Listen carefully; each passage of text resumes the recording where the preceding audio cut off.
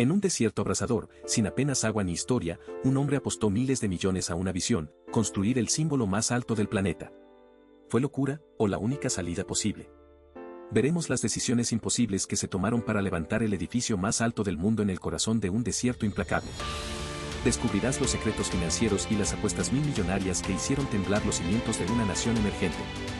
Entenderás el verdadero precio de la ambición desmedida, y cómo la obsesión por el futuro casi devora a la propia ciudad que intentó crear. La visión, el riesgo, las consecuencias.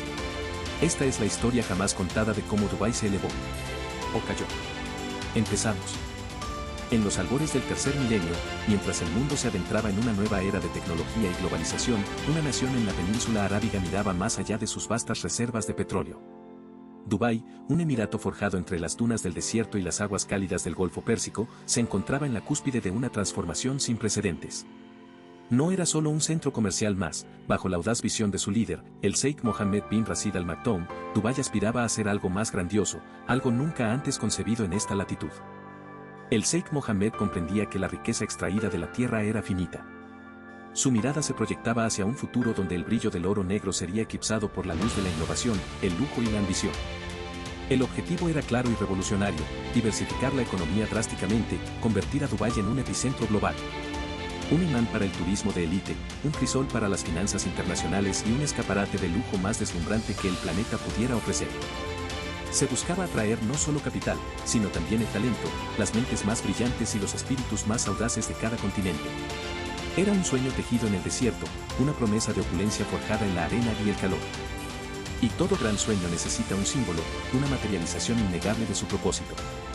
Así nació la semilla de una idea, un rascacielos. Pero no uno cualquiera. No bastaba con superar a sus vecinos o a las ciudades occidentales. Si te está gustando, por favor, suscríbete, nos ayuda a seguir trayéndote más videos.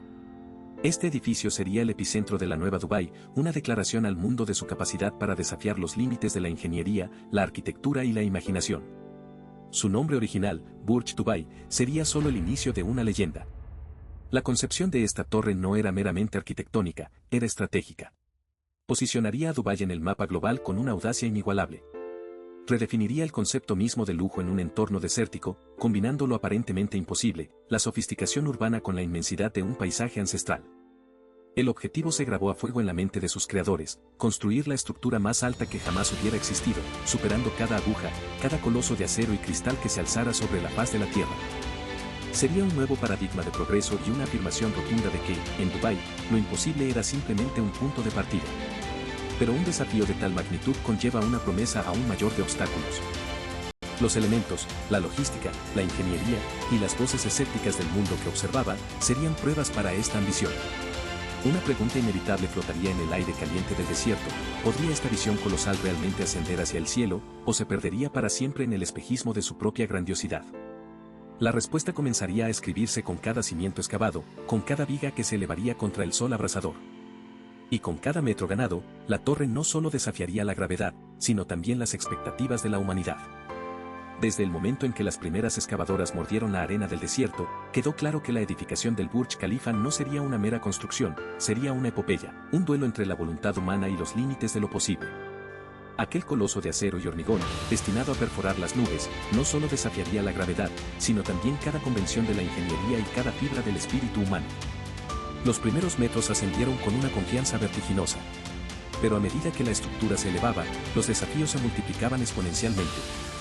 Los ingenieros de Skidmore, Owings y Merrill, la firma detrás del diseño, se enfrentaban a fuerzas nunca antes dominadas.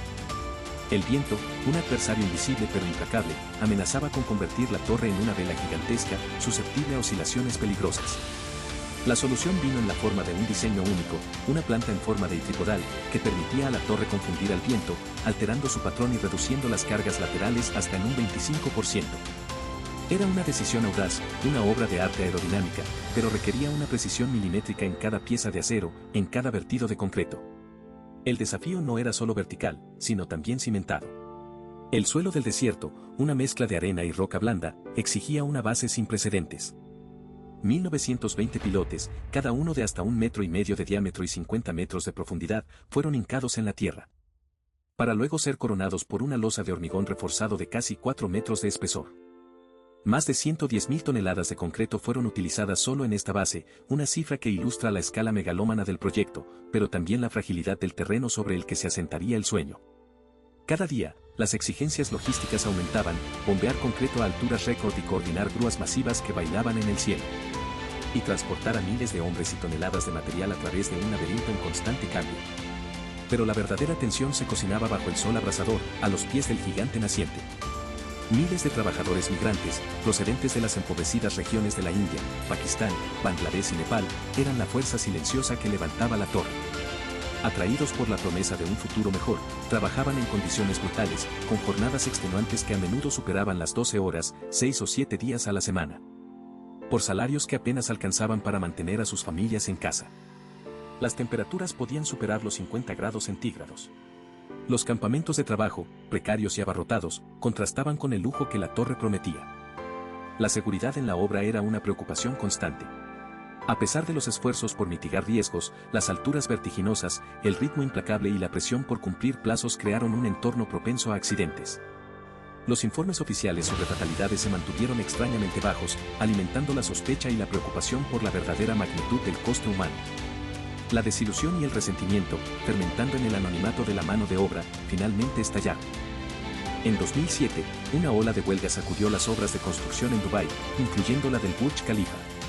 Los trabajadores se negaron a trabajar, exigiendo salarios justos, mejores condiciones de vida y el respeto de sus derechos. Fue un recordatorio crudo de que, bajo el brillante exterior de la ambición, había un profundo conflicto social, un eco silente en cada vertido de hormigón. Las protestas fueron sofocadas, las demandas en gran parte ignoradas, pero la cicatriz en la conciencia del proyecto permanecía. Mientras la torre seguía su implacable ascenso, escalando metro a metro hacia lo estratosférico, el mundo exterior comenzó a tambalearse. En 2008, la burbuja inmobiliaria global estalló, sumiendo al planeta en una de las crisis financieras más severas de la historia moderna. Dubái, cuya prosperidad se había cimentado en un audaz desarrollo inmobiliario y una especulación desenfrenada, fue golpeado con una fuerza devastadora. Los precios de la propiedad se desplomaron, proyectos multimillonarios se paralizaron y la liquidez se evaporó.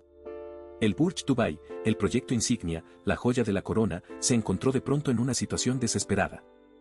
La financiación se agotó, los acreedores exigían pagos y la viabilidad de la torre, ya a más de 2/3 de su altura final, se puso en entredicho. La visión de su líder, Sheikh Mohammed bin Rashid Al Maktoum, parecía pender de un hilo. El espejismo de grandiosidad que algunos habían pronosticado amenazaba con hacerse real, no por un fallo técnico, sino por un colapso económico global. En un giro dramático que nadie había previsto, Dubái tuvo que mirar más allá de sus fronteras. Fue Abu Dhabi, su vecino y el estado más rico de los Emiratos Árabes Unidos, quien ofreció una inyección de $10.000 millones para salvar no solo al Burj Dubai, sino a toda la economía del Emirato.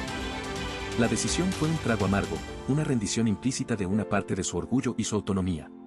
Como muestra de gratitud y reconocimiento, la torre fue rebautizada. Ya no sería el Burj Dubai, sino el Burj Khalifa, en honor a Sheikh Khalifa bin Zayed Al Nahyan, el entonces presidente de los Emiratos Árabes Unidos y gobernante de Abu Dhabi. Este acto de rescate marcó un punto de inflexión ineludible. La torre continuaría su ascenso, sí, pero ya no era solo un símbolo de la ambición de Dubái. Se había transformado en un monumento a la interdependencia, a la resiliencia en la adversidad, y a un coste que iba mucho más allá del puro acero y el concreto. El Burj Khalifa, el coloso que desafiaba al cielo, había sobrevivido, pero la historia de su ascenso se había reescrito irrevocablemente. Nada volvería a ser igual.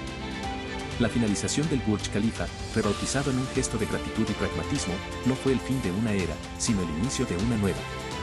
La imponente silueta que perforaba el cielo de Dubái ya no era solo un alarde de poderío, se había transformado en un monumento a la interdependencia, un recordatorio palpable de la fragilidad de las ambiciones desmedidas y del incalculable valor de la solidaridad en tiempos de crisis. La torre, ahora un faro de la resiliencia de los Emiratos Árabes Unidos, se alzó como un testigo mudo de las profundas consecuencias que resonarían mucho más allá de sus cimientos. La primera y más evidente transformación fue el cambio de nombre.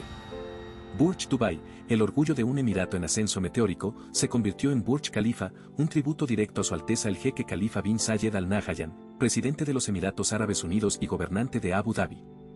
Más allá de la formalidad, esta renominación fue un potente mensaje político y social. Significaba una unificación en la adversidad, un reconocimiento público de la deuda y una reafirmación de los lazos que unían a los Emiratos. La crisis económica, lejos de fragmentarlos, había cimentado una unidad más profunda, con Abu Dhabi emergiendo como el ancla de estabilidad para la federación. Para Dubái, las lecciones fueron amargas pero cruciales. La burbuja inmobiliaria había estallado, revelando la vulnerabilidad de un modelo de crecimiento basado en la especulación desenfrenada. La ciudad se vio obligada a una introspección dolorosa. El ritmo frenético de la construcción disminuyó, los proyectos megalómanos fueron reconsiderados y se inició un proceso de diversificación económica más serio. Aunque el turismo y el lujo seguirían siendo pilares, la estrategia se orientó hacia la estabilidad, la tecnología, la logística y los servicios financieros, buscando bases más sólidas y menos volátiles para su futuro. El sueño de ser el centro del mundo no se abandonó, pero se replanteó con una dosis de cautela y realismo antes ausente. El impacto social también fue significativo. Miles de trabajadores, muchos de ellos inmigrantes, se enfrentaron a la incertidumbre y, en algunos casos, a la pérdida de empleo. La crisis puso de manifiesto las complejidades de un modelo de desarrollo que dependía en gran medida de mano de obra extranjera, abriendo debates sobre derechos laborales y protección social. La sociedad de Dubái, acostumbrada a un crecimiento constante y una prosperidad aparente, experimentó un despertar a la realidad de los ciclos económicos y la necesidad de una mayor responsabilidad. A nivel global, la historia del Burj Khalifa y su rescate se convirtió en una parábola de la interconexión económica. Sirvió como un recordatorio contundente de cómo la salud financiera de una región podía afectar a otra, y cómo la ambición descontrolada, incluso la que construye los edificios más altos del mundo, requería una base económica sólida y un tejido de apoyo robusto. La torre se erigió no solo como un hito arquitectónico, sino como una advertencia grabada en el metal y el cristal sobre los peligros del exceso. Si te ha gustado, suscríbete para más historias increíbles. Nos ayuda mucho a seguir creciendo.